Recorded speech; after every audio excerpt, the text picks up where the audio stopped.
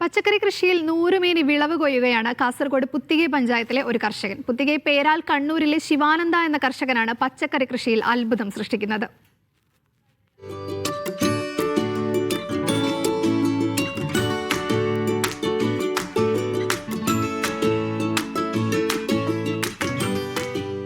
കഴിഞ്ഞ 40 വർഷത്തോളമായി പച്ചക്കറി കൃഷിയിൽ പുതിയ രീതികൾ പരീക്ഷിക്കുകയാണ് ശിവാനന്ദ.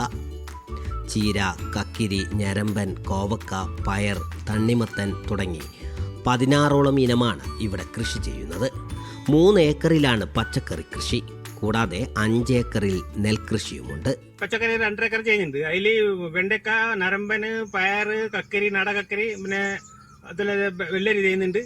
ഇത് പോകുന്നത്. പിന്നെ ബെനിക്കലത്ത് 2 എല്ലാ ഐറ്റവും ചെയ്യുന്നുണ്ട്. നമ്മുടെ ഓണസന്ധ്യക്കാകുമ്പോൾ സ്റ്റാളൊക്കെ സന്ധ്യക്ക് എല്ലാ ഡിപ്പാർട്ട്മെന്റൊക്കെ ആയിട്ട് അങ്ങനെ കൊടുക്കുന്നുണ്ട്. എല്ലാമായിട്ട് അത് നമ്മൾ സന്ധ്യ നടത്തുന്നുണ്ട്. ഭാര്യയും മക്കളും മറ്റു കുടുംബാംഗങ്ങളും സഹായത്തിനായി കൂട്ടിനുണ്ട്. മുയൽ, കോഴി, പശുക്കൾ എന്നിവയും ശിവാനന്ദന്റെ കൂട്ടാണ്.